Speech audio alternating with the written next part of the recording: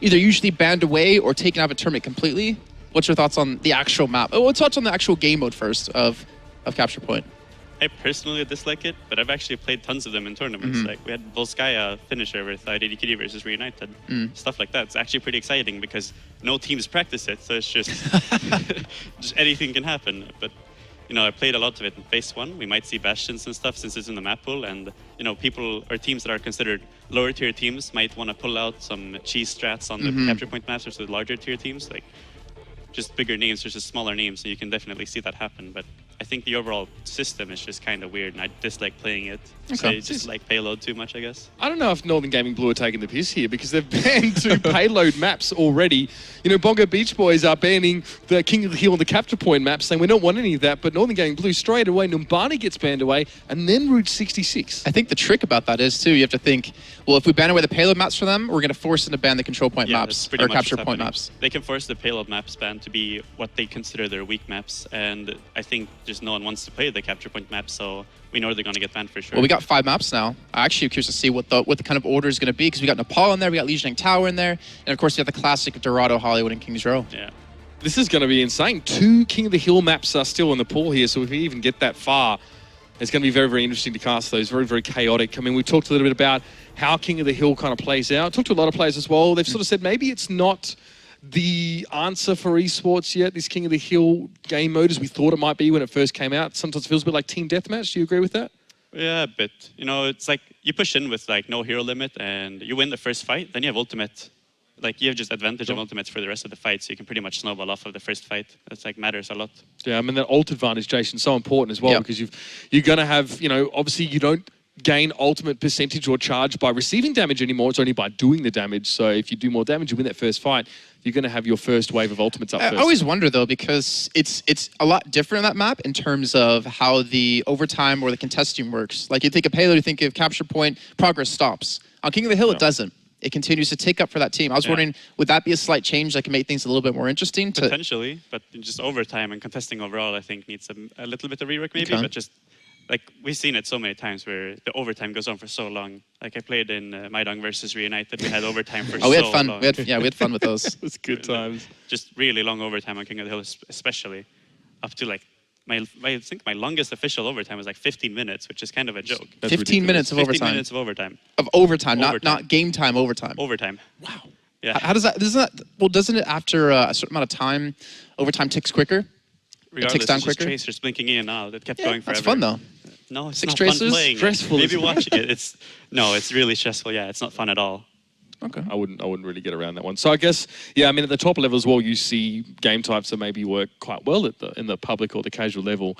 We start to see some funny things about them as well, even team compositions we saw in the hero stacking and how that sort of works out. And obviously the conversation's still ranging now, you know, early in the game about the topic of do we have hero limits or do we allow teams to have as many multiples of any one hero as they like? What are your thoughts, man? Yeah, we have to talk about that. I think hero limit could be good, but we need more heroes to make it work. Otherwise, we're just going to see mirror comps all the time. But I definitely dislike playing no hero limits because double Winston isn't fun to play against. It's pretty frustrating at times. But that's like the only thing Internet Hole can play.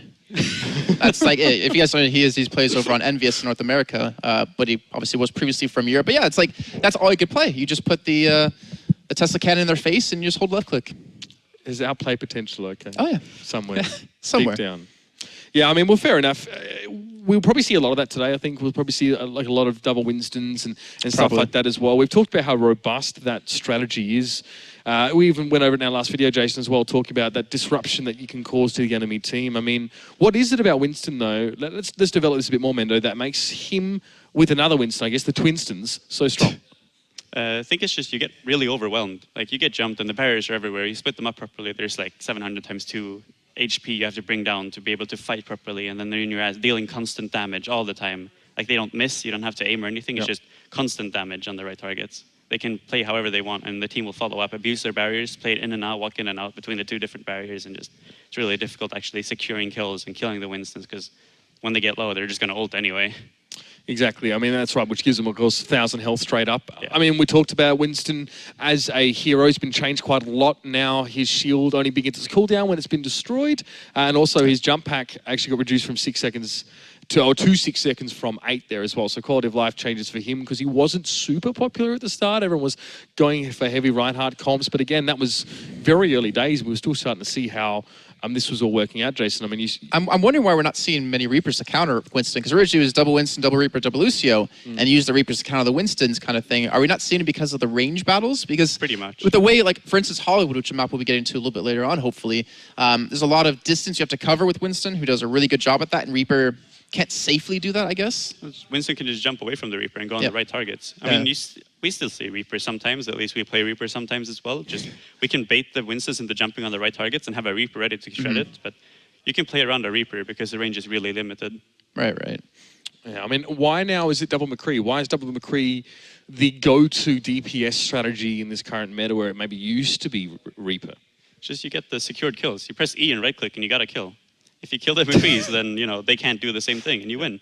That's pretty much it. Yeah, I mean, obviously, there's not much outplay potential after you get flashed with that flashbang and stunned up, of course. It's a little bit hard to respond to that. There was, well, it's true. You can't really do much unless you outplay it, I guess, which is still really difficult to do sometimes. But there was something, I was watching ZP Hexgrams and Slasher cast the finals of the A1 tournament, and Slasher brought up a really good topic that I kind of want you to talk about. He talks about attack versus defense and who has the better go of things. When you're on the defense, you can't really predict what the attack's going to use, and you don't have the time to respawn or to go back and change. Where the attack can do that, they can see what you're playing, run back in 10 seconds, get back there, and then attack you again and have a better comp. Yeah, I usually use that as attack, actually. The team will know what we're playing, so we can play something entirely different that they've never seen before, and we just get the free first point because they don't know how to play versus it. And then they react to it, and we can just swap out to something proper, where they have to play something proper as well. It's a bit weird, actually. You think that's something that Hero Limits kind of handles better, because they can't obviously stack 5 Winstons and a Lucio. They have to actually be careful about what they pick. Yeah, it could change a lot at least. Okay. Yeah, I thought that was just really interesting because you never really think about that kind of stuff when it comes to, or at least as a caster, about not knowing what you're playing against, because you look at it and you think, oh, this should be really easy to beat someone 1v1, but in the end, it's not a guaranteed victory you're going to win in that 1v1, but you have a better chance if you have the better hero. Yeah, I mean, like a McCree, if you get flashed, you're going to die for sure, pretty much. You can't do much. You can just zone out, play around the area of the flashbang, but that's about it.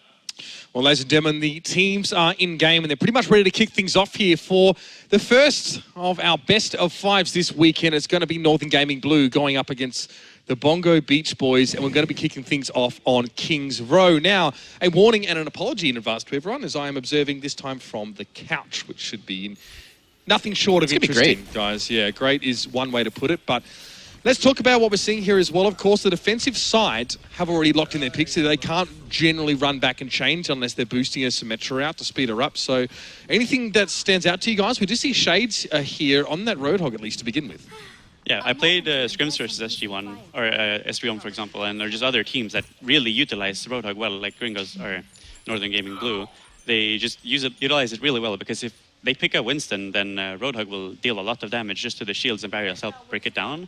Just destroy it properly, and then you can also zone out the Winstons by just hooking, because if they're jumping your Mercy and you just hook it away, then you have 6 more seconds until it can jump again, and Roadhog deals tons of damage in close range, especially when all the bullets hit. What about Ladano playing Soldier on the defensive side? Something we typically don't see too often, but it's a good counter to a Reinhardt who can put a shield up. It's also good versus Widow to some degree, and as well a Pharah, because the Mercy can just constantly damage boost and sit on top of the Soldier for extra healing if they play Winstons.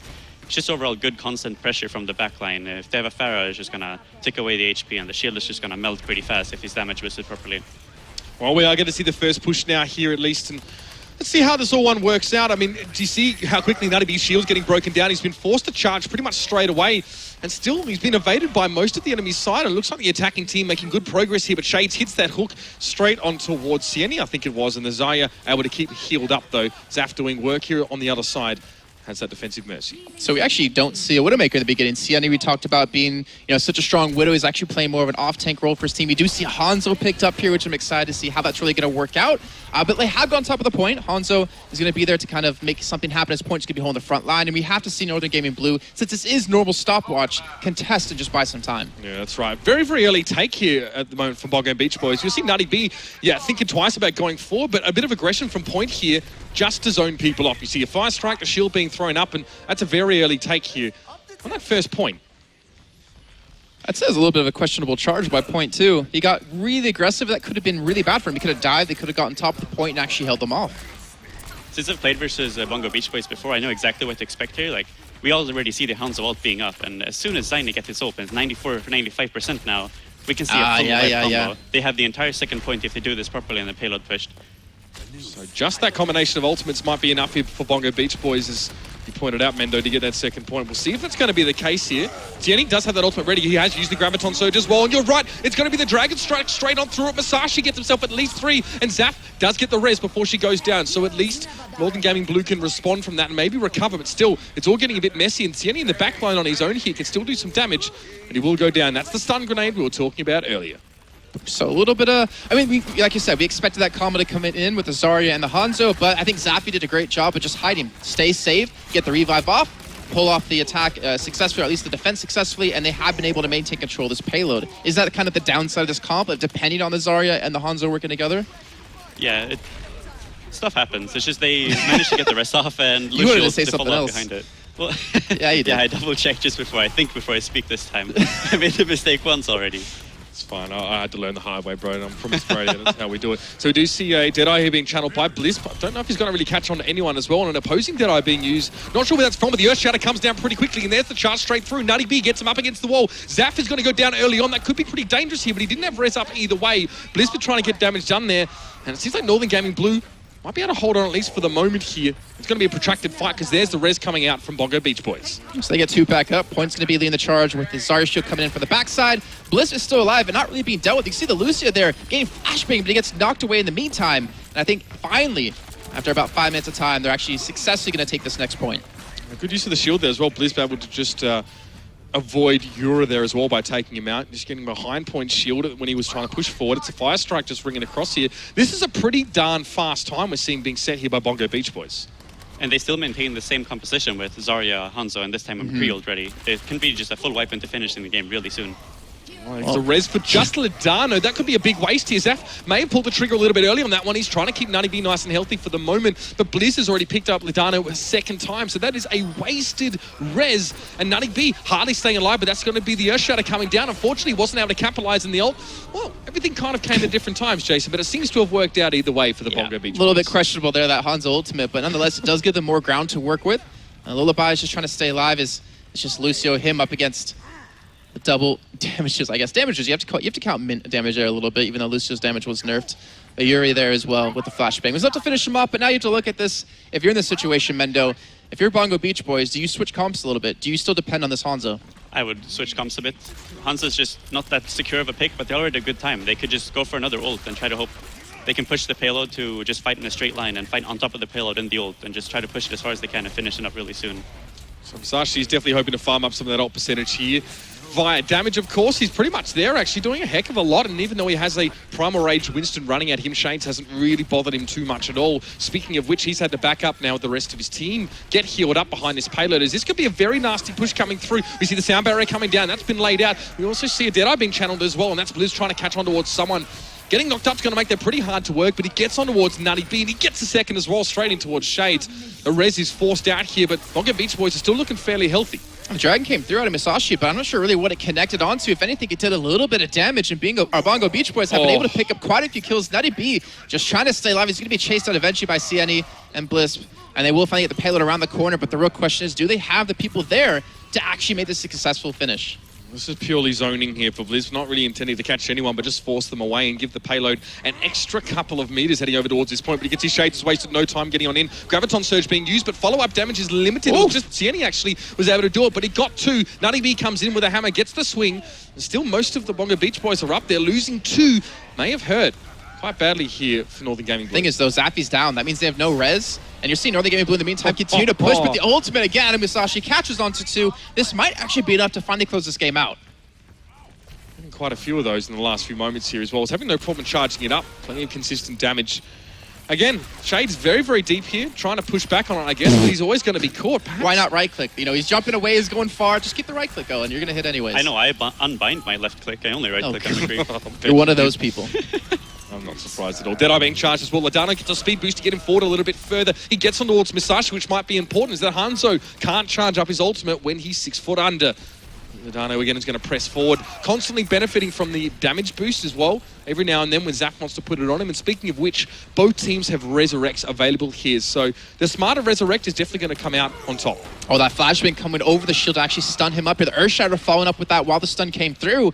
And Northern Gaming Blue taking the risk of actually shoving straight forward an enemy team does pay off. They get the 2 kills. They're going to buy some more time. Considering how fast-paced this game has been, Northern Gaming Blue have put up a solid defense here. Yeah, it looked like the Bongo Beach Boys were quite split there. We saw the Air Shatter come down from Nutty B and killed 3 people, and we saw the rest of the Bongo Beach Boys sort of filtering in after that. So they looked a bit disjointed in that last little engagement, and maybe should have just sat back. But look at Shades, straight in towards the back line, looking for a squishy target. Look what he did. Out. He jumped right into the hole, his little platform here, and forced them back. Bongo Beach Boys gave up this real estate, this position, and now he's going to commit to holding the spot. Oh, just cop a big hit there from the Widowmaker, but again, considering going for Dereneko, that's going to be the sound barrier coming down, and that is the go signal for Shays to head in towards the back line. And of course, the rest of his team to start doing some damage, but Blisbane Point are starting off quite nicely here. Yours able to turn it around, getting that kill. Sienni as well picks up Nutty B. Well, I just point out that we do have that Widowmaker coming into effect for the man. They're still looking to shove up though, and Sienni playing from the high ground gets that first kill into Shades. He's going to look for them coming out of spawn, and that juke right there was phenomenal out of I believe that was Yuri. If I can see correctly, he was able to just dodge away from that shot, and eventually Shades is just going to jump on top of him. But Mendo, looks like we have a little bit of time here to talk. Can you kind of walk us through what Shades is doing to actually disrupt Bongo Beach Boys? Just jumping the right target, holding W must one. Easy. Yeah. But he's jumping past the front line. He's jumping past the tank to actually buy some time and eventually eliminate them. But somehow, this payload is continuing to move. Well, we see the Air Shatter come down as well, and I think Musashi was hoping to try and set something up with the remote mine, and Blizz was channeling his ultimate. He gets taken down, and still, Northern Gaming Blue were able to hold on. We saw such a blistering time for the first few points, guys. Why, Mendo, is this stalled out so much here? What's the problem for Bongo Beach Boys?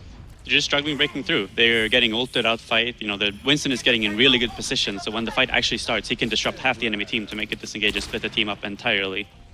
Well, Bongo Beach Boys even switched over to a Winston of their own, trying to rush this one straight through here. Musashi switching from the damage roll, being the flex for his team, going to Winston, trying to hold them back, trying to obviously focus some right targets down. Eventually, with the help of Lullaby, is able to get 1 kill. But again, Northern Gaming Blue just seem to be winning these fights whole-handedly.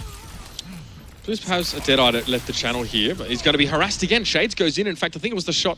No, it was Shades who got the kill, although I do believe Sienni was trying to help out. We are going to have a well-held payload here for Northern Gaming Blue for the moment. It's only 1 minute and 10 seconds left. This one is it's going to get pretty tight. I mean, we talked about Musashi's now switched heroes last 4 deaths. Every single time. He's struggling to find the right pick. I guess that's why it's good to have a good flex player on your team, but nothing he's picked so far has really worked out. Well, what about Sienni on Widow? Do you think that's a worthy pick at this rate? Well, right now they're playing the Roadhog that I mentioned to help with the Winston and just to give the space for Tiny, and the fight isn't over yet. You know, he's pushing out so much damage right now, and he barely takes any damage himself. Well, what do you think about, in general, a Roadhog? He's saying obviously he's a good pick, but what about the whole ult battery that he becomes? Roadhog overall is pretty good in the right situations. He can work out really well just as a lone flanking, coming from behind, picking up the right targets, hooking McCree's over the entire map. Well, you called it perfectly. We just see Mercy trying to come in, Zappy trying to get the revive through. He will eventually pull it off, but it's just on to basically 1 target. We're into the final seconds here. 15 left to go as before we actually break in overtime. Sound Bears coming in from both teams. Yeah, there's going to be a bit of a nasty brawl here as well. Strange res being used earlier on. Blizz, I think, channeling his Deadeye there. He needs to wait for that Reinhardt shield to be down before he can do anything. And he gets 2. Shades and Ladano full. That's both the Winstons. That's a huge boon now. Pushing forward here for the Bongo Beach Boys. They got rid of the tanky core, and perhaps it's enough to push on towards the point, but it will be contested every now and then. Now we're going to start to see traces being an issue. Yor is going to be pushing forward onto it, but I think that's it. Yes, it is going to be the Bongo Beach Boys getting across the line. They get it done eventually. I'm surprised they got it done at all almost towards the end. It definitely seemed like they were slowed up a lot. The Winstons were giving them big problems. You see Shades was all about it. I think the Roadhog swap is what actually made it work properly. Yeah, I mean, with this swap here, Musashi got played the game as well. You see what he did towards the last moments. Well, you pointed out Roadhog pulling, McCree's past through the entire map. He pulls, I think that was, I want to say Yuri he pulled. Yeah. Which forced Shades to go for the revive onto him and then didn't have it for the follow-up fight, which gave him obviously ult advantage and obviously didn't have the people they needed to successfully make that defense hold. I don't really get that. We saw that quite a few times actually from Zaf. He's healing he's rezzing like 1 or 2 guys at a time. I don't know where it's a lack of communication or something's not going right there, but from what I can see, this is generally not what you need to be doing on Mercy. You really need to be trying to get more than just the 1 or 2 people back up on their feet. Not necessarily. As long as you win the fight, that's all that matters, right? If they get the right... It's coming from the guy who says Veinless versus me and only me, and I'm okay He's with my it. pocket boy. Yeah. I mean, we win the fights, then it doesn't matter how many you rest. If you rest the McCrease and they can finish out the fight properly, it's better than having a 5-man rest where they can set up for the fight and just full wipe you again. Okay, so we can show you a couple replays from the match prior as well. This is that first Wombo combo coming through here as well. Probably the only time we really saw it work effectively, and it was rezzed out. Yeah, that's where Shades came in, rezzed them up, and they actually didn't push past that point on that attack. Again, another one coming through, but that only hit onto one person. But it doesn't matter. Bongo Beach Boys finished. Now the pressure's on Northern Gaming Blue to finish under that time. And how fast was it as well? I mean, it was like 10:20, 10:30-ish, because we were obviously into overtime, and 10 minutes is the normal time you're going to have when it comes to pushing the payload. But this is the hook we were talking about on a Yuri. Ends up picking up the kill, forces Shades to go for the revive onto him, and in the end they lost. And you can't heal through that, right? With Roadhog, it's pretty much a one-shot combo. You'll notice he gets the left click straight to the face and then a quick melee. It's a combo you should all be using at home if you are playing Roadhog. 10:08, okay. Yeah, 10:08 was the time? Great, it's got it here. So yeah, they've got to get a long way. But yeah, Roadhog obviously quite strong, picking off those squishy characters. He got changed a bit, guys, as well. Now he pulls lighter targets closer to him. So things like Traces and stuff have a harder time getting away, or they take far much more damage from that first shot to the face. So do you expect... okay, I want to actually ask you about the attacking defending. So you attack first, right? You put your time on the board. When you're defending, how do you look at this? Do you look at it as we just want to hold them as long as you can at every point? If it even costs us throwing one man into this first point when we know they're going to take it to buy a couple of seconds, is it worth it? Like, what's your mindset? What's your mentality coming into that? Personally, I try to just full hold. If we lose first point, then I want to full hold for second point. And it's not worth it. It's just worth, if we can't defend it full hold, you know, we can, if we're in a position to just rush in and keep contesting over and over to get a good amount of time, then it might be worth doing. But personally, I'd rather reset. Guys, double Soldier 76 here, moving together. Lodano and Zaf actually trying to get up back behind with that sprint. So far, looks to be working out. Northern Gaming Blue are in enemy territory.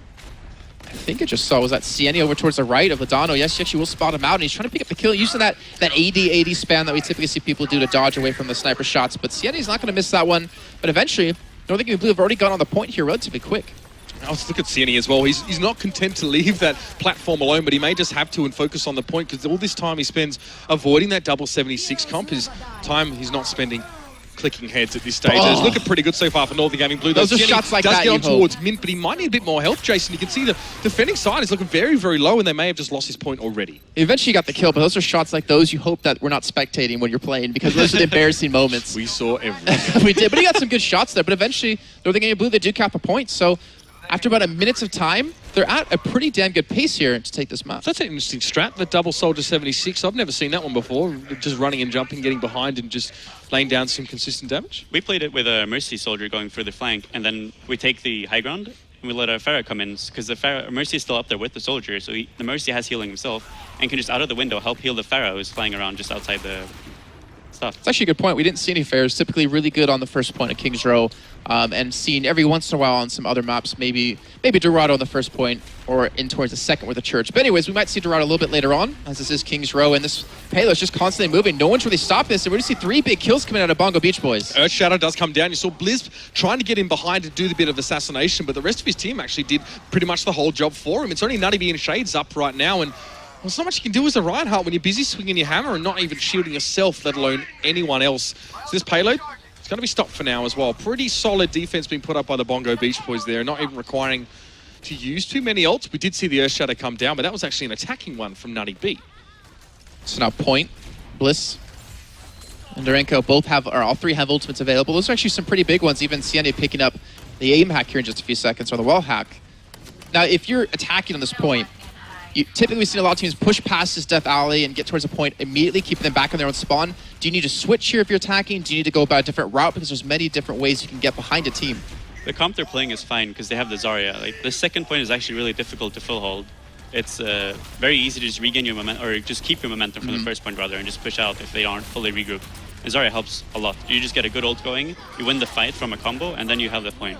Well, there's the combo coming in. We do see Deadeye picking up 2 kills, and somehow even Junkrat kills himself there, unfortunately. I think even maybe with the Rip Tire. Yeah, I think he had a really good opportunity to set something up there with the rest of the team sort of so preoccupied by the Graviton Surge. But again, we talked about old advantage earlier on. That's pretty much what we saw there. It was actually an attacking Graviton Surge, and yeah, it didn't really come to too much at all. Both Saf and Darren Echo have their reses up, though, so this next fight might be a little bit more prolonged. But Points managed to hold on as well to that Earth Shatter to use it for the most inopportune time. Both Reinhardts have those up, though. They're the most important ults to look at. Well, we're seeing the Winstons even come in too, to maybe help a little bit coming off to the side. Nutty be trying to lead the charge, but he goes down immediately. The shield going to be coming in just to separate them. Ladano's honestly just being focused down. As the meantime, Point is just going to slam it down onto the attacking side, trying to keep Northern Gaming Blue back. You see Deadeye being charged there. That was by Yura. I think he and Shades combining nicely, getting a couple kills. A very quick res coming in there, care of Darren Echo, and Yura's now going to have to clear up those plays yet again, but the shield is in the way. The Reinhardt now is causing a lot of problems, and even the McCree off towards the side. That's Bliss causing problems, as always. It's, again, another stalling of this payload, Jason, and Point charging forward. Even the Riptide being used there, Masashi will get Nutty B. So, let me ask you this, because we've all played in Puz before, right? We've had that Widowmaker just be such an annoying bitch, constantly attacking you away and preventing you any opportunity to actually get around a corner or something like that. You see a Widow on the attacking or on the defending side. Do you think you need to switch to a attacking Widow to maybe deal with them, or do you depend on that Winston alone to catch them off guard? Winston alone is usually enough, but you see they're playing the Junkrat to just help delete the bubbles, as I said, and just help push out more damage. And just the trap in this point just helps. It's a narrow area. So we're seeing Genji now. Traps. You think Genji's going to be a decent enough counter into this? Genji and Winston working together would definitely be enough to shut down the Widowmaker. Oh, I was hoping to see that reflex come in onto Bliss to actually kill him, but eventually gets nothing off of that. In the meantime, Point's going to pick the kill towards the payload. The right click coming in just a little bit too far, and Bliss will go down. Shades picks up the kill, and finally that payload is moving again. So Yu's going to be channeling his Deadeye as well. I think he might have just cancelled it out as he's going to press forward. Rez coming in yet again. Darren Echo getting it yet again done. The flash comes in, but the sound barrier is going to keep that McCree alive. I think that was Yura there who is going to be able to survive. And now the attacking team getting aggressive. It is Northern Gaming Blue, not looking to take any prisoners, but the Riptide is coming on in. What can Masashi do with it? Not a lot. Sound barrier is going to keep that team alive. Yeah, good timing on that as well, and you can still see Shades just trying to punish Sandy as much as he can, constantly going in. They still haven't gotten the actual checkpoint just yet. They got the first point at a minute through. Now we're about 5 minutes and 20 seconds in, and they're still struggling somehow to actually capture this. Shades doing work. Sienna goes down as well, easily enough. Picked off. That Dragon Blade is also ready. Great for clearing clumped up groups of people out. Will that sound barrier be available here as well? You can see what Shades is trying to do. He's looking for those squishy targets. Junkrat doesn't have the easiest time dealing with Genji, especially with what he can do with reflecting and whatnot. He's going to head up on high. That was smart what he did. He actually stopped so he was invisible in the doorways from the other side to get healed up by the Mercy to not actually die. Well, this could be a bit of a nasty fight here as well. Where's ult advantage? He's definitely looking in favor of Northern Gaming Blue at the moment. That's Dragon Blade being used straight in towards the backside there as well. You can see that Genji running. He does get taken out quite quickly here, and Point holding that front line fairly well. He still has an Earth Shatter to use, but unfortunately, he's not going to have a chance to get there. Well, we do see the revive coming in. He's on the attacking side, trying to go for the second fight here. The charge, it does actually land this time onto McCree of Sieni. Counter revive going to be coming in. And we're trying to see Bongo Beach Boys hold on as long as they can. They still have to hold on for about another 4 minutes, but the payload is just so close to finishing. It's just Point left. He's got to use his Earth Shatter now. What can he clean up? He gets two for its trouble. He's trying to swing it at Winston. He's going to use that Primal Rage. He's been pushed off the payload, and it's going to get there while he gets knocked away. Great use of Primal Rage, getting some distance there. And I think it's safe to say that Northern Gaming Blue finished with a little bit of a faster time there, boys. Yeah, 4 minutes extra of time, and it's going to be a rip time, much like you heard of Masashi. It's got to be. Do we really feel that, obviously, not a great defending half here from the Bongo Beach Boys, do we really feel that this Junkrat was able to be effective? It worked really well. Just the trap in the middle won them points. That's how he killed himself. That's really unfortunate. Wait, that was play of the game? He got play of the game for that too. What? Because he not only killed himself with a bunch of other people, so... Did he? Yes. 10 out of 10. Oh dear. Well, it happens. He did a lot of damage, as you can see. And we asked the question, was he effective? 16k for a 6.36 minute game. I think there were 2 fights in a row where they were walking up middle and the Reinhardt just stepped on top of the Junkrat steel trap. So you could just get free kills on the Reinhardt and they didn't have any shields. We do have some clips to go over as well, Mendo, as we might even see that one come up there as one of them here as well. This was early on, Tiny, on the Widowmaker. That's after the embarrassing miss onto Mercy. But either way, the amazing Earth Shatter point was really spot on. But unfortunately, the Primal Rage, as we pointed out, just knocked him away a little bit too far. Even tried to charge back in just to save it. Northern Gaming Blue, they're going to take the first map, and we still have quite a few to come. It's a best of 5. I'm assuming Dorado or Hollywood's coming up next. I'm assuming they're going to delay the KOF maps a little. Yeah, I think so too. There's no point, like, the King of the Hill maps are actually kind of random, especially like if you lose the first fight, then you don't have ult advantage, and you can't really take it back. So we really don't know who's going to come out on those. It's going to depend on the first few moments there as well. So the Bongo Beach Boys have... Yeah, I mean, coming into this one, I maybe expected to see a little bit more from them, but we knew that Northern Gaming Blue, even though they had to drop out of the Alienware monthly melee that we casted earlier on, they were quite good, and they'd made it all the way to the round of 16. Yeah, in the winner bracket, round of 16 too. They didn't drop to the loser bracket, and I think they were going to go up against Reunited. So that could have been a really good game to see, but unfortunately, like I said, they had to drop out and take a train over here. But what was interesting about that map, I liked how the Bongo Beach Boys, their point 1 and 2 were really clean. They were really fast, did a relatively good job, but then they got stuck at the end, where most teams seem to have that problem. But unfortunately for them, Northern Gaming Blue didn't seem to have that problem. I mean, these guys... we don't have a lot of info on Northern Gaming Blue, really, and if we go back and think about it. I mean, we know Zaf used to be called Densji. I remember him playing up against him actually quite a lot. It was his second account. So, like Tavik. Second account. He's called Pluppy. What are you talking about? Yeah. Pluppy's dead. Pluppy, that's his name. Right, come on.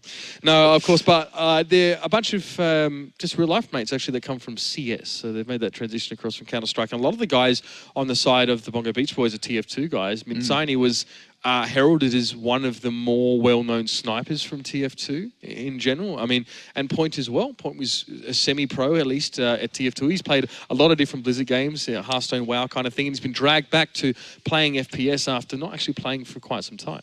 That's just the general consensus across, I think, every player so far we've seen in Overwatch. They don't have, well, unless you're the Exiled by Power guys over in North America, they don't really have a solid background of being a professional in a game just yet. They played like some TF2, some Shoot Mania here or there, some CS, some World of Warcraft, you name it, they played it. Even Infinite Crisis, as your pocket healer, Vainless, is doing. But we haven't seen any of the players really have that breakout game. Like CS has become so big, so huge. League of Legends, Dota 2. And they're hoping that Overwatch is finally their game. I remember talking to Too Easy from Reunited, and he was saying he's writing his thesis right now, which is due in June. And after that, he's taking a year off of school to practice on gaming, because this is like finally the game that he's been waiting for. After being a mercenary at so many different games, even Firefall thrown in there, enemy territory, that he has a chance to succeed and become a pro. This game has a lot of potential, that's for sure. Yeah. So let's talk about your history as well, Mendo. I remember coming across an article sort of written about you early on, talking about you generally like a focus on streaming to start with as well. Obviously, you had sort of focused on streaming earlier on here. Obviously, now maybe focusing more on the competitive side. What's your history and your background as a player? I was 4 years old. My older brother introduced me to Counter-Strike, and then I played Counter-Strike since then. But CSGO, I didn't really like that much. Oh. I was decently good. I was pretty good, but I didn't really put the time and effort into becoming a pro or tryharding as much. I was just playing, I was streaming, I was boosting some matchmaking ranks, stuff like that. Okay. Playing with IRL friends, nothing super serious. But then Overwatch, like I just saw the trailer and I wanted to play the game. So just like from the day it was released, I just dropped everything else. I just focused on Overwatch as much as I could. I just tried drawing out the maps from the videos we saw, the gameplay videos. I just did my best to learn as such much a as nerd. He's drawing them out by hand on a graph paper to make it like really accurate to learn the maps. I actually did that. I memorized all the medkit spots before the game was released and I never played it. Oh dear. So what was it, I guess, about Overwatch that convinced you so quickly that it was something that you wanted to put this time into? Tracer. Yeah? Yeah. That a concept in itself? Or? Yeah, just the potential for outplay and the just overall kit. It's a lot of fun. Yeah. What ass, Jason? That ass. It's gone. It's still there. If you look for it. Yeah. It's always there. If you can touch it, it's real, okay? Widowmaker, maybe? I don't like Widowmaker. I just play her because I can hit shots every now and then. Just too much to handle for a guy like you. Okay. Just turned 18. Yeah, too much. All right. All right, then. So the next map's going to be Dorado Boys. That's what we're going to be going on to here as well. So like we kind of expected, we are going to see those King of the Hill maps deferred until a little bit later on in the rotation. Let's get some thoughts here early on. I mean, how does it compare to Kings Row? Some have said that we can have quite long games on Dorado in general, almost in the same sense as we do see on Watchpoint Gibraltar. It's maybe not a longish map, but it has a lot of those treacherous twists and turns that can hold teams up. I mean, do you expect this to be maybe a longer map as opposed to Kings Row in general? They can be just as long. Both first points are kind of defendable. You can full hold the first point if you don't get a good fight going and break through. And then second point draw is really tricky. Like you need tricky strats and stuff because if they play on balcony, they can abuse the high ground, drop down on you. You need to gain some control. So you most likely see Winston's jumping up there, maybe even like boosting top right onto the church and stuff, faking a push, stuff like that. And then the last point is just you got choke points and you still abuse the high ground just like on second point. You can every single point has potential to just full hold and stop the entire offense. Gotcha. What is it about that first point that we've seen teams in the beginning hold from the high ground right when you round the corner versus now waiting for you to come in through the underpass to actually fight you? I think most teams just play Junkrat, and now that McCree is so meta, you can actually just guarantee you hit the flashbang and stuff. Mm-hmm. Okay, well, yeah. So the church, you talked about a little bit, the high ground. We've seen some, I didn't actually know about this until we casted it. It's a tricky play where you can get onto, it's not the balcony, it's not the main part of the church where you can stand up there, but there's like a ledge you can stand on the other side. You can walk across and then catch them off guard.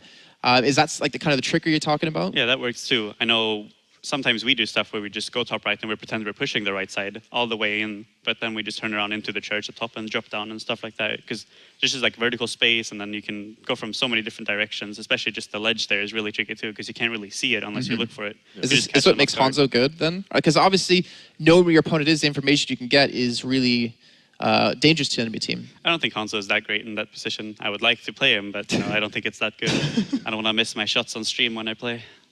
So we talked about as well a little bit about the second point, this church, but you said the first point on this map as well, the fountain is quite defendable. You can full hold this multiple times if you set up properly.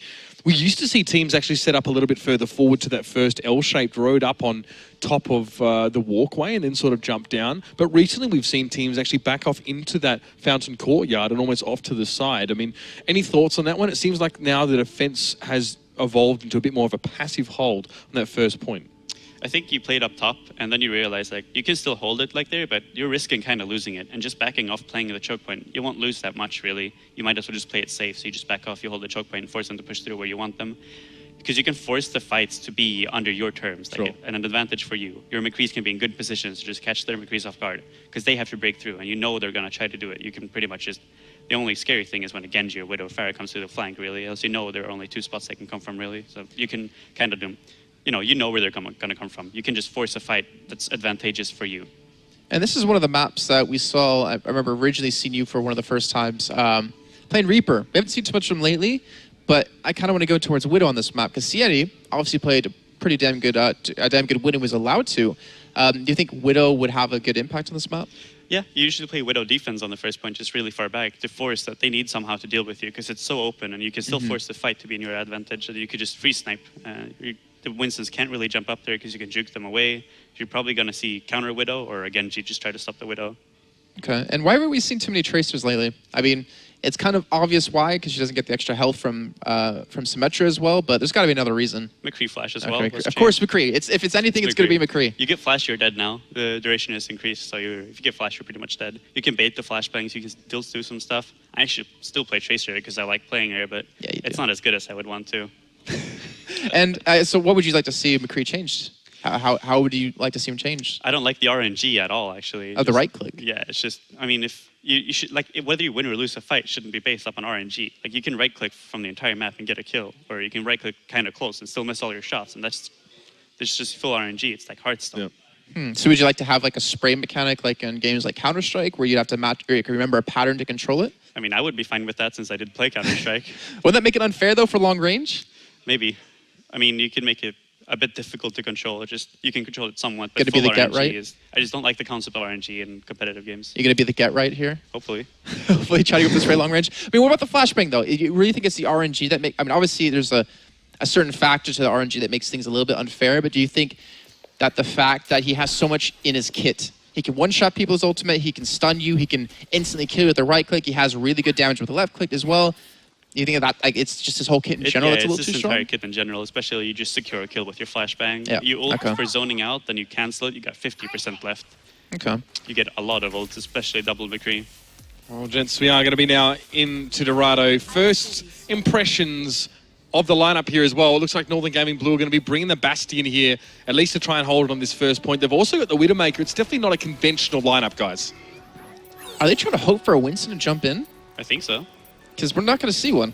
Bongo Beach Bros is actually running a Roadhog here. could be a bit awkward. I don't even know what this setup is supposed to really counter, because I don't know what Shades can accurately see from here. No, he's going to have to shift and actually go a little bit more towards the edge if he actually wants to be able to fire at all. He still hasn't really set up too much just yet. I mean, a Bastion as well, if he doesn't have ultimate in this position, if they want to drop down from back, he doesn't really have really much damage because he can be focused extremely quickly. But they've actually backed up to the courtyard towards the fountain. They're waiting for Bongo Beach Boys to actually push in through this underpass. And Misashi's just looking for that pull, just that one pull, and fighting 65 can be dangerous. And there you go, Ladano picking up the kill. Shades, though, as well, going to be pretty nasty on that Bastion. You saw how quickly that Masashi melted under his gunfire as well. And the longer he stays alive, you can see he's at the maximum distance he could be away while still having a clear shot. So he's trying to keep himself safe for the moment there. Masashi having to spawn back in and join the rest of his team. The same with Blisp as well. And Point can't do anything else really but wait for those guys to join. They need to be able to eliminate that Bastion at some point. Otherwise, it's going to be exceedingly difficult for them to get even back to that payload, let alone move it across. Is this where you do take an assassin like a Genji style, or even try and use your Widow to focus that Bastion down? Genji would definitely work very well versus the Bastion if you play it properly, because you can long range poke, there's no damage fall off on the stars, so you can just get in his face and reflect all the shots. But Widow also works because you can long range poke in the same way, or you can consistently kill him if he's in a bad position. But they're actually able to move up here towards this direction to get in these small rooms, in these tight areas where they can eventually make the Bastion not too useful. Sienna's eventually going to come back in. This revive's going to happen, so Sienna will be able to join the party in just a few seconds. He's been already taken extremely low. And Point is just trying to be that beefy front line for his team that they do eventually need. Bastion again, I mean, he's just sitting right in their face. Shades, he just doesn't really care about setting up in turbo just yet because he has his ultimate available. Yeah, and there's no surprise that we're seeing the Bongo Beach Boys actually try and use this house to make progress, because the Bastion was out freeing the courtyard and they need to avoid him right now. He's got tank configuration ready to go, which is just devastating at short and long range with the amount of damage that this guy's able to put out. So keep your eyes on him as well in the next few moments. Sound Barrier is also going to be there to use as a resurrect for Zaf. Mind you, Dereneko used his earlier on there and actually didn't give Bongo Beach Boys too much progress. So like you said, Mendo, we're seeing quite a strong full hold here on this first point. I think they're trying to offensively just pick a fight now where they can ignore the Bastion to some degree. Like right there, he tried charging the Bastion, but the Mercy just took the hit for it with Lucio and didn't die. Well, Shades now as well did get tank configuration, but he was knocked down by Earthshatter straight away, so he wasn't able to use it. Now Masashi's going to spray forward there as well with the whole hog, but he himself gets Earthshattered. Still, Nutty B falls at close range, and Masashi's able to get healed up further, and this should be a bit more progress for the Bongo Beach Boys, but always Ladano is up here at the back on that Widowmaker. We've seen him actually 1v1 Sieni a couple times on that one, forcing him onto the Genji, so we did see that adaptation to try and address the Bastion, but Bongo Beach Boys have made it far past that first point. They lost a little bit of time, though. Well, Senny, I mean, switching over to the Genji is trying to, I guess, be a little bit more effective. How did he get that skin already? I've gotten like one legendary my entire time of playing. I've got the Bedouin one, the Nomad, but the... Yeah, but you paid for 50 cases. You have 50 cases yeah, but I have like 40 open. left to open. So you haven't opened them? That makes it so much better. Maybe I have some legendary... Don't judge me, Mendo. Esports money, boys. I don't have time to play as much as you do. I got a job. I got stuff to do. I bought cases too. Okay, good. How much you buy? 24. That's it? Right. I didn't have that much. So when you win the tournament here, you're going to buy more? Yeah, for everything. Okay, you're going to buy me some as well? No. I hate you. Good answer. Anyways, Ladano's just trying to hold from the backside again. Siani going in, trying to eliminate him. He goes specifically for the Mercy first, but there's the flashbang, there's the right click, and there's the, well, I guess, lack of RNG, at least that time, that McCree did have. Interesting res yet again, not seeing a heck of a lot of people being brought back with that one. That time Zaf actually gets himself two, and you can just see the Northern Gaming Blue aren't having too much trouble. They're not shifted away from that payload again. Sieni switching straight away towards Zaya. He's done with the Genji. That didn't work out well at all. We saw what happened. He got stunned up. And Masashi, he is the flex player for the team, or one of them at least, and now he's going to that Hanzo. What are your thoughts, guys? We'll see how it's going to work out for him. Masashi, yeah, the Hanzo gives him a lot of vision up towards this high area. Can do some decent damage to the shield as well, and can eventually wear it down. But he's also built up a lot of ult percent, only at 44 currently. Earthshire's going to come back in, and the charge on enemy Reinhardt. Nutty B's able to pick up the kill, and Ladano even gets the lullaby down. And this is, again, just Northern Gaming Blue holding strong. Ladano's been very, very solid here. You can see the man's on fire, but that's not the only metric to describe his success by. He's constantly able to pick off the enemy defensive heroes, and you can see Euro there getting aggressive. Sieni just hanging on to life there, almost getting bursted down by that fan, the hammer. And we do have a lot of ultimates available here for Northern Gaming Blue to let go. The whole hog is there, a resurrect as well as a Deadeye. And we have just seen Recon Visor being used here by Widowmaker. Ooh. earlier on in the piece here. So good little pick on Masashi. You got to be careful. You got to stay behind that Reinhardt shield to stay alive. And he's trying to dodge away from those shots as well. And Masashi's eventually going to follow. Donna's going to pick up the kill again, and Nutty B. It just seems just like rinse, wash, and repeat. Get on the high ground, drop on them, pick up the kills, stop them from preventing the payload from moving at all. And Northern Game Blue have already put up a pretty decent time just from this defense alone. It's Yeni, they're going to get gunned down as well. No luck for him. We are going to see a bit of another defensive hole. 2 minutes and 30 seconds left in this one.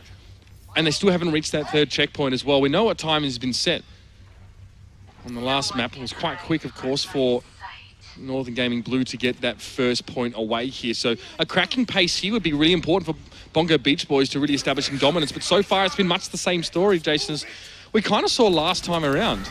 I don't think they can really worry about time at this rate. They just need to worry about finishing the game in general because they're just constantly being shut down. Ladano is just being a nuisance because sometimes he's with his team behind the Reinhardt shield. Other times he goes off by himself to pick up that early kill. Because fighting 5v6 is just so damn impossible for a team. And any early kill you can get is just such a huge advantage. And Safi, he's still sitting on his resurrection. He doesn't even need to use it just yet. I don't really know if Bongo Beach Boys have much left in the tank or up their sleeve in terms of hero switches here. We've seen Sieni and Musashi both try to go for different things. Right now, it looks like they're going to go for their bread and butter, of course, the Graviton Surge here. Going to be going into, I'd say, the Dragon Strike, and that will clean out two. So that's not bad. Get some of the high ground control, but the res comes in straight away, Jason. That was only onto one, though. That was Yuri actually getting back up. They do not have Nutty B available, but the sound barrier coming in out of both teams, looking to finally push the payload up as, again, Shades, now just switching over to the Roadhog, is just able to hold them back with the whole hog.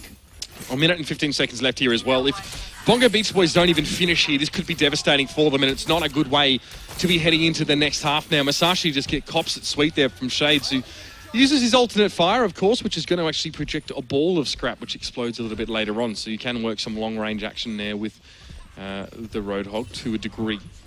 But yeah, one good push. I really think that's what it's going to have to be. The spawn location here for the Bongo Beach Boys is quite a long way back. And it takes a while to walk, as you can see here. But now they're trying something a little bit different here. You can see they're all going up to the high ground themselves here. So instead of trying to deal with having the high ground denied from them, they're going to walk up the stairs and go for it. This is risky. Look what happened there. It is. Point gets knocked off the edge. That's what happened when you play around this area. And they lost another one as well. Masashi goes down. Absolutely devastating scenario for the Bongo Beach Boys, and that has to be the death knell for them on this half. I mean, this probably is the hardest point to actually get past because of the height advantage, and you have to somehow overcome it. Winston's. I wanted to see 2 Winstons come in. I mean, do they think it's a 1 hero limit tournament? Because it's not. You can use as many as you want, obviously, and just somehow Ladano has been able to get the better set. Maybe not in the 1v1 battles, but he's been able to pick off people time and time again, not allowing them to have a fight that they can fight on even grounds with.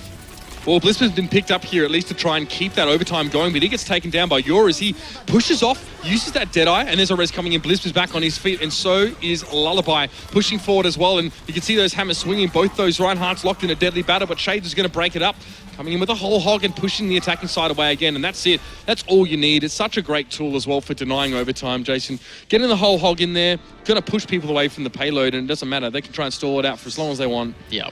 And it's just not going to work. I want to see what the play of the game was. I think is most likely going to be some Widowmaker action there. No, Mint. This is the first time I've ever seen actually a Lucio play the game in a long time. This is the knockoff. So all right, wrecked. of course. 2 fell off from that. We saw 2 go off. Yeah. Was it a dead body or did he? Oh, he did. He knocked get off Musashi. and he knocked off. Yep. Okay. Well, that was a risky play to come in at the end of the game, but they realized, hey, we have 30 seconds left. We might as well go for it. We might as well try to make something happen before we just lose the game. That is a risky spot. We don't see that much at all as well. Yeah, we've for that reason. Yeah, like some of the teaser clips or the highlight clips for Winston, for example, trying to encourage people to play him, showcases him using his Primal Rage in that area of the map. I think the one that Blizzard made. He just knocks everyone off. It is so dangerous to go there. And that's why we can see that defending teams who get aggressive towards that spawn, because there's a spawn there, right? We didn't get to see it in that round because the Bongo Beach Boys didn't get far enough, but they were right near the next checkpoint spawn. Very, very easy to get knocked off here as well. Here's a bit of clips. This is obviously that Shades move over towards Roadhog. We're seeing some really good, we actually got some really good Roadhog players at this tournament, and that was the Hello Ducks, my old friend there as well. So only Point did get knocked off. Oh, no, there was 2. Okay, he was just trying to surf. This isn't CS, bro. You can't do that. He's trying to cling to life on the high ground. So yeah, it was 2 big kills, but like I said, the high ground's really difficult there, and you have to kind of wonder what would have happened onto the third point to the home stretch if it would have gotten there. Would it have been a different story? Maybe. I feel like the home stretch is a little bit easier, even though the spawns are obviously in favor of the defending team. But that high ground, if you don't switch to Winston's, if you don't switch quick enough, it's just so hard to control. I think we started to see the Bongo Beach Boys enter that really uncomfortable position for a lot of teams on losing sides in this match, is actually going, we actually don't know what to do here. Yeah. We've you know, like this, the game encourages you to make hero swaps to overcome enemy compositions and situations like that. You can get yourself out of the mud, so to speak, with a timely hero swap. But we saw multiple hero swaps here. We saw Hanzo come in. We saw a Genji even being used at one point. Later on, we saw a Tracer switch. None of them worked out. It's just incredibly frustrating for an attacking side. And you have to sit there, and in the heat of the battle, you can't always figure out what the problem is. So it's easy for us to look at and be like, yeah, you should have gone Winston or something. But in the heat of the battle, like you're saying, when you're playing the game, it's hard to be that caller for your team, realizing and analyzing how the whole game was going. That's what you have to kind of value an in-game leader. It's very difficult to notice that. It's also really hard for teams who aren't quick at adapting to what's happening in the game to even be a successful top team. There's Darren Echo. Obviously, you can see he's already got 6 turrets out, so he must have been speed boosted at the start. We didn't get to see that. But okay, we talked about this with Mendo beforehand, Jason. We actually see the Bongo Beach Boys setting up on top side here as well with this defense. I wonder if they'll jump down and fight. I kind of doubt they will here, especially with a Symmetra and a Widowmaker on their side. So I think they're just trying to give Symmetra an avenue to actually shoot off those balls to build up an ultimate. So they'll have the teleport available when it comes to actually contesting the point. They don't have a Mercy. We saw actually on Hollywood a Mercy and a Symmetra combo to have the teleporter and the revive, but we're seeing something here so far out of Northern Gaming Blue. This is really interesting. They're both going to go around the back there as well, but Shades, yeah, you got to be ready for those turrets. Turrets there as well. They were well placed. Darren Echo gets kills for both of those, and this is obviously a very commonly used access point to get around behind the enemy. But at this level, everyone's going to know about it. So that's pretty much gutted the attack of the Northern Gaming Blue pretty much straight away, Jason. We'll have this straight. So if we do see Northern Gaming Blue take the first control point in less than 2 minutes and 52 seconds, the game's over. Or if they capture the second control point. So they don't even need to finish the game. They don't necessarily need to look at this as, we need to rush this point and finish. They can be like, all right, well, just get the second point. We don't need to rush anything. Let's be smart about this and see how it goes. Yeah, that's right. We do see now the Winston's coming into effect here a little bit. Points being pressured because there's Nutty B. And of course, the second one there in Mint as well. Both Winstons now causing some problems. Mint is trapped up for the moment, but he's being healed. He's actually going to get out of the fight there as well. Zaf got knocked straight down by that Earth Shatter, and Nutty B's obviously still having to res back in there. So point, timely ultimate there for him. Okay, so Ladano is actually, I'll be a little bit careful here. Oh, I was really hoping that Fire Strike would have killed him at a point, but they're trying to hold the payload. I think they also know that, yeah, we got to hold this one for at least 3 minutes, guys. We cannot let them capture it. So I feel like knowing that as a defending team just makes you play that much harder and that much more risky, knowing that just throw anyone you have at it to potentially hold them off to finish off, or to at least prevent them from winning in one. Double Widow, Jason. This is pretty interesting. I don't see too many teams go for that strat nowadays, and double Winston as well. So here comes the fight as well. You can see all those shields happening up in the middle of it here, and mostly the Winstons haven't been able to get towards the back line or towards those squishier targets. They're now trying to do that. You can see Lullaby able to avoid them for the most part. Yor is going to be slowed down by that sentry turret, and I don't know what they're going for, really. Both those Winstons go in, but where's the follow-up? So the idea that was, I believe, the Winstons go in the back lines and are disruptive. Then you have both of the Widowmakers being in towards, I guess, the front line, or the front line of the attacking team, and you have to dodge away from those because it's such an open area. We talked about this, before with Mendo. Because it's so open, you have to be very careful of where a Widowmaker can actually show. When you have two of them and you have the infraside up, it's really hard to miss those shots. And with the Winstons knocking you around and preoccupying your attention, you're going to have to, concede one area. You're going to have to eventually get shot by a Widow or die to a Winston. So Nutty B's gone back over towards the Reinhardt here as well. No more Winston play here as we do go back to two supports as well. Mint initially was playing Winston himself there. So Nutty B getting knocked up and taking a little bit of damage. But this payload is trying to advance. But that's the problem. Yeah, when you get trapped up, Point can walk straight through the shield. That's a very important Earth Shatter. You can see that Yura and Zaf were both caught out. That's the important core of the team, right? That's the McCree and the Mercy both going down, and that short passage of play, and Point is continuing on there. Gets himself Nutty B to boot. So they're running out of time here. Obviously, they cannot get the first point anymore and win the game. They're going to have to get the second if they want to have a chance. But with the way we're seeing Bongo Beach Boys hold this first point, I said we might be seeing, a 1-1 tie at this rate. It'll be interesting here. It's been slow going, but to be fair, we did see it the same for the Bongo Beach Boys, and they eventually managed to get there. It had to be one big fight towards the end. But I've got to say, Sienni's been very, very good in this half. Last half, he actually got shut down quite heavily by Ledano, but this time he's had a bit more freedom. It's a bad time to maybe go towards him, but he's generally had a bit more freedom to take down these double Widowmakers that are trying to work around the Winston pushing forward. That teleporter, too, is just so aggressive. It's right behind the door. Genji could easily take it down to Shades just to check this corner. They're rushing straight through. Even the charges out of Reinhardt, trying to push him in back towards behind this doorway so they can push this payload up. We only have about 40 seconds left remaining, and Shades is looking for something to kill with this Dragon Blade. Yeah, he had it out before, actually, but he got killed before he could really use it. So now he can maybe cause some problems here as well. He's looking towards Reinhardt. But there aren't too many teammates left for Shades, and he is very low on health, as you can see. So he's got to get out. But decent mechanics to get him out of the heat of the battle there. 9 health. Retreat. He had 9 health. He went back into the payload to heal up a little bit, somehow dodged him with a double jump, and then just dashed away to safety. But with only 20 seconds left, they have to do it now. They have to finish this into the second checkpoint if they want to actually take a 2-0 lead. Well, Ur and Shades have ultimates as well, and you're going to see them pretty much used straight away as well. Deadeye being channeled in, no one being caught on that one as well. Shades, though, gets into the back line. He takes down the Mercy. That could be an important part of this. It's go time now for Northern Gaming. Blue, there is no more time to waste, and they are getting the kills, but Sieni is holding on for his team here, but he's going to be under the pump. He gets hit another one. Mint falls down. He's going to try and get the second shot onto what Shades, just a melee from up from above. That's perfect stuff there as well, and he himself may have almost been enough here, but that payload has made the checkpoint, and they still have 3 minutes. Bongo Beach Boys, they had to work for it, but to be fair, so did Bongo Beach Boys in that first half. So that was the easy checkpoint of the map. Now we're moving on to the hard one. Yeah. With the high ground. If after that first one leads you to believe anything, it's going to be Northern Gaming Blue struggling to get anywhere on this next one. Or if they walk straight past you, have to wonder what the hell is going on with Bongo Beach Boys after putting up such a formidable defense. They're going to drop the Winston in. The Reinhardt's going to join the party as well. The Lucio even going to amp up the speed to help get them a little bit more mobile. But on the high ground, it's just a McCree, it's Widow. They're not being attacked. They're getting free reign. Yeah, they're missing their shots, but they're getting free reign. It's a weird fight. It was like a Winston, a Lucio, and a Reinhardt ran in there from the side of Bongo Beach Boys. It's not really going to do much damage for you, but look at that. You see, Sieni was spending too much time zoomed in there that Shade was able to come and harass him out a bit. He does get on towards Blisby, might be able to get the 1v2, but Darren Echo, good timing. And you can see that Shades knows he can't actually burst down that Widowmaker when she's being healed up by the Mercy, so he backs away, but now might be a good time to go in. This is good progress going from Northern Gaming Blue. They are seriously making some serious miles, and if they get towards this point, they're going to take the game. Have they not been hindered? We need to see Bongo Beach Boys do something to protect this. They cannot let them do this, and also the Prime Rage being used to knock Reinhardt away so they can actually get this point. They need to get on top of it or this is going to be the end of the game. They're attempting to contest it, but Euro might have other plans here as well. He's going to channel that Deadeye, and the Reinhardt has to back away and put his shield up there. The Winston did just survive it there as well, and you can see the pressure coming in, but a stun grenade to follow up, and Euro is being kept nice and healthy by that Mercy.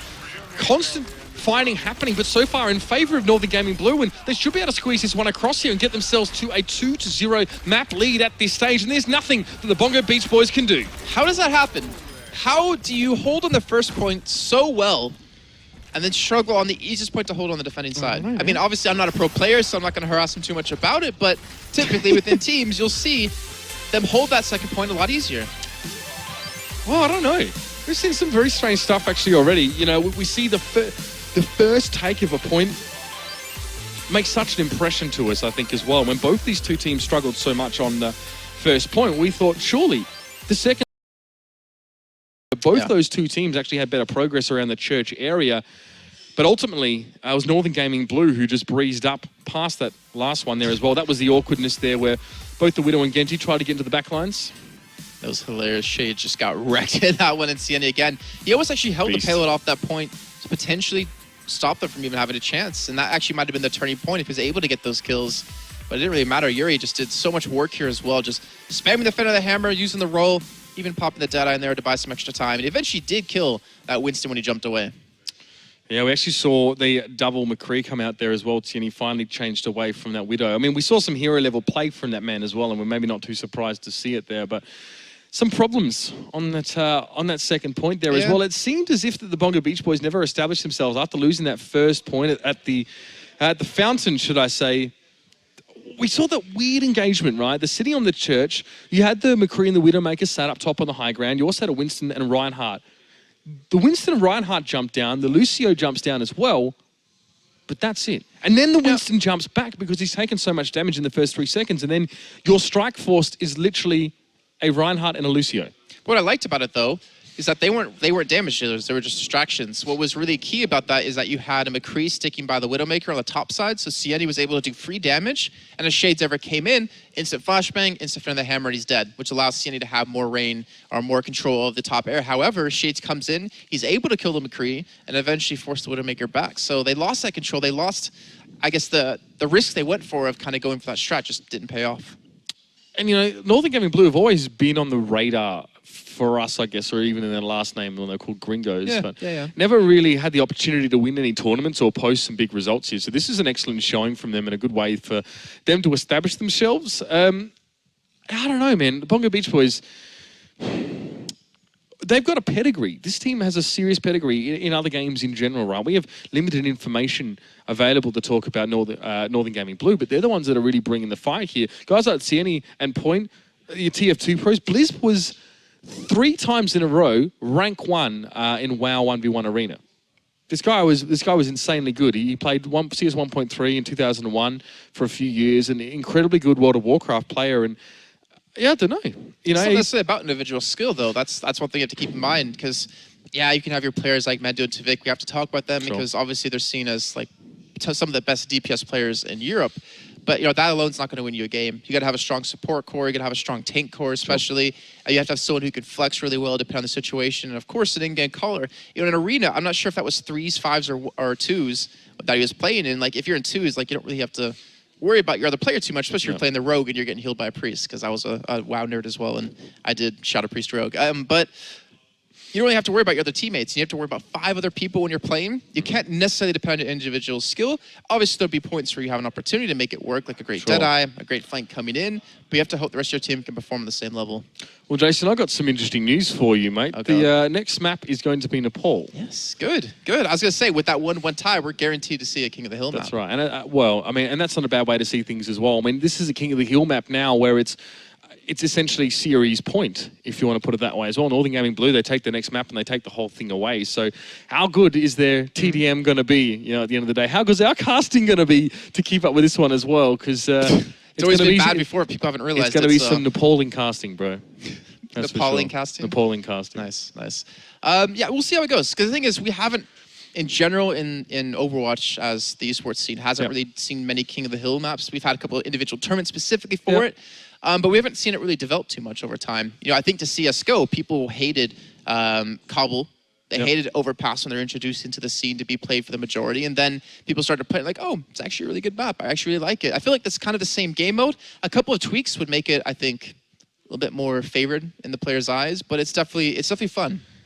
That's right. We also love to know what you guys are thinking as well. You can always hit us up on Twitter, @JKaplan, @UberShouts as well. And give us some of your thoughts. Shameless self-promotion. Yeah, well, I also like it when people chat to us while we're doing events as well. It gives us something to talk about. Well, we can see Twitch chat as well, so. Yeah, so we can bring some stuff up on air as well. Any questions you might have or anything if you're watching this as a first-time viewer and not really sure what Overwatch is about, that's what it is our pleasure here to show you. And, of course, quick shout-out to our partners for this event as well, Predator, NVIDIA GeForce, GTX, Rockcat, and Need for Seat. Making it all happen here for us. So, Nepal, Need for Seat make couches. I would buy one of those. I know. A need for couch. Need for couch. Yeah, that'd be nice. It's a sister couple. Well, I'm not going to lie, Jason. This couch is pretty good. It's much better than the chairs we use. I'm observing from this couch, so you can see why it's so jerky. But we're going to be underway in a second anyway as well. So there's no attacking and defending side per se. Hold the point, get it to 100%, you win the round. It's going to be 3 stages, so it works in a best-of-3 format as well. This is Sanctum. Probably the most interesting part of Nepal here. A lot of ways that you can fall down into this pit. And there are a lot of ways to do that as well if you've got Lucios or you have Winstons, for example, as Nutty B is showing us here. So I'm distracted by chat. They're saying the lead designer is also a commentator. Kappa? Yeah, I'm not Jeff Kaplan, unfortunately. Nutty B and the rest of his team will be pushing up to actually get some control here towards the entry of the Bongo Beach Boys, but for some reason, the point's still being contested as Nutty Beach just going head-to-head against Zarya. Winston versus Zarya, that's a great fight to watch. Not boring at all. But eventually they will clear them off, and Northern Gaming Blue will take control. Yeah, that's right. Once you get control of this first point, if you win that first fight, we talked about it before, you're going to have a bit of ultimate advantage. But Ledano, well, the res came in there as well, interestingly enough. I'm not sure why, just for the one player, I guess, to keep him more healthy on the point there. And you can see Sieni, though, got 2. I mean, Deadeye is amazing on this map as well. There's not much to hide behind on this main point here. You can see Dereneko desperately trying to keep point healthy. He goes in for the res. That's going to put Tierney up on his feet now as well. And it does look like Bongo Beach Boys are looking to take control of this point. Mind you, Northern Gaming Blue can accrue capture points while this point is being contested. So Bongo Beach Boys have to clean them off or they're going to keep getting further behind. And that's a huge knockdown. That's what we're talking about. That's why you take Lucio on this map, Jason. Is that Nutty B as well? He's just playing like, he's cosplaying a rocket ship. He keeps bouncing straight into the sky. Because obviously you can hold it when you're in the air like that. So he's making it very hard to kill him, buying some more time for his teammates to come in and mint. Coming up huge. Northern Gaming Blue can control the point yet again. Now it's at 40%.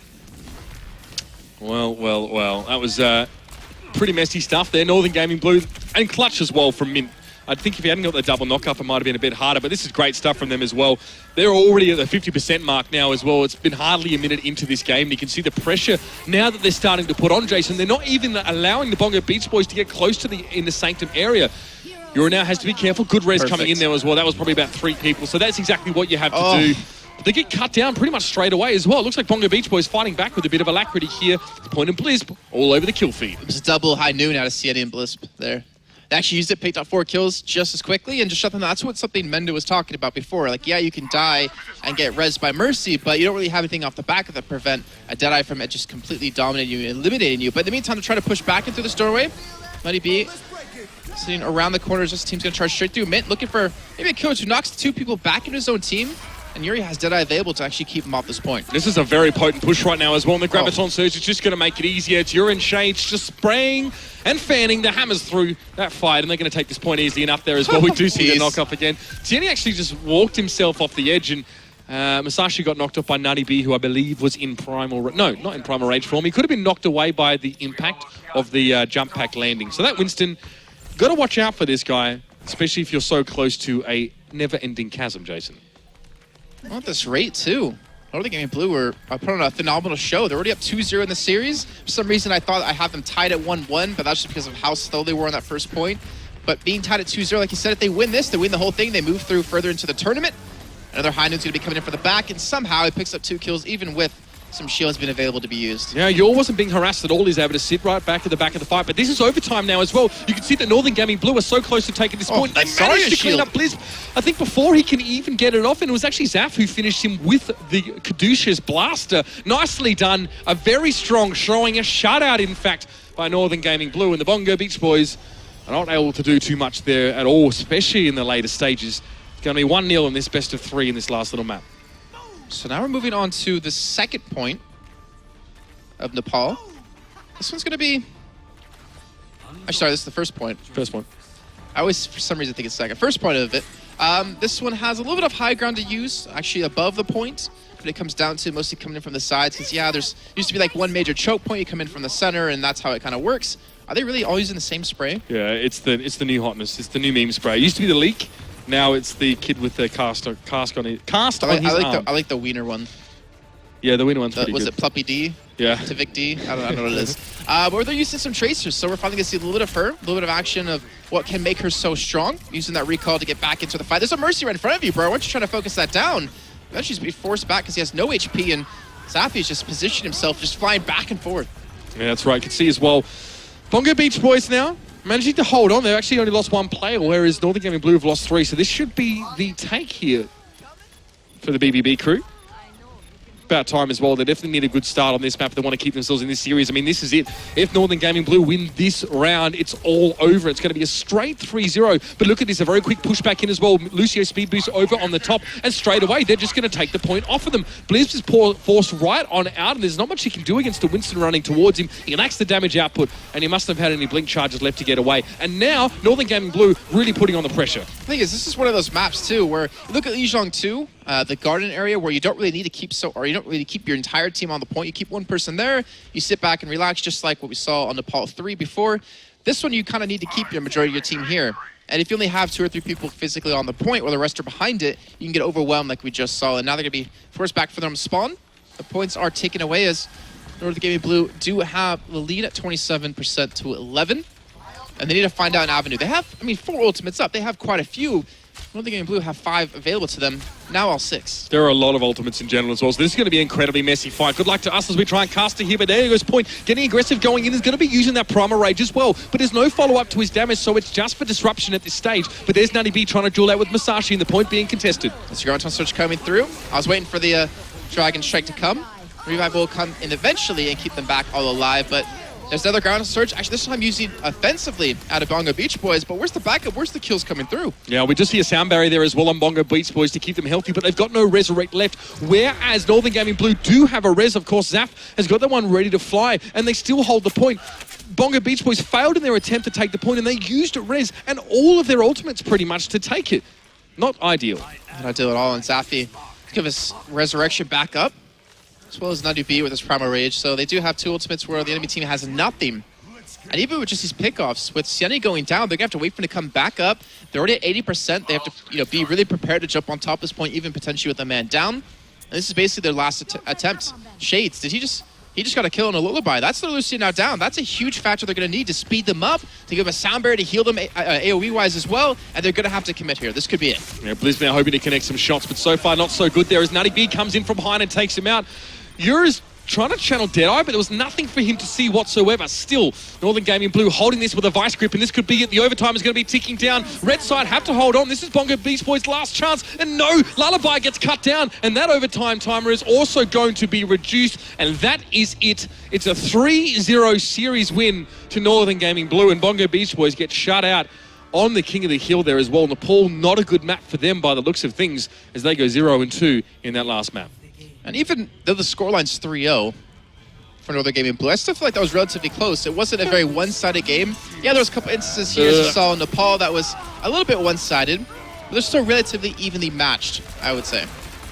Yeah, you can see this double McCree, right, what it's supposed to do in that play of the game there. They just line up the Deadeyes, and it should be it. So if I'm not mistaken, that's a 3-0. Yep.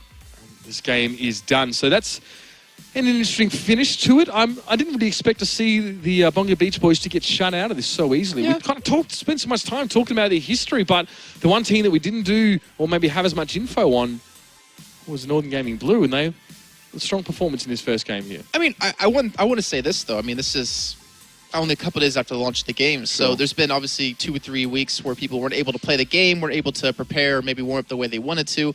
So, yeah, I mean, I'd take it with a grain of salt or a pinch of salt. I think as they move on to the lower bracket, which I think is a game we will be covering from them a little bit later on, they'll have maybe more of a chance.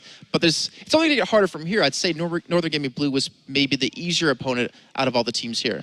I'd say so, and obviously Northern Gaming Blue goes forward to take on the winner of Creation Esports and SG1, which we'll be seeing playing later on. But before we get too far as well, there are some clips that we can look over from this last game, Jason. Hopefully that will encapsulate exactly why it went that way or not. You didn't see your lower third, did you? No. So this is my Timo's got to put that back up for us. This is my great observing here as well. But that was a great double knockoff as well. Lucio is so impactful on this map.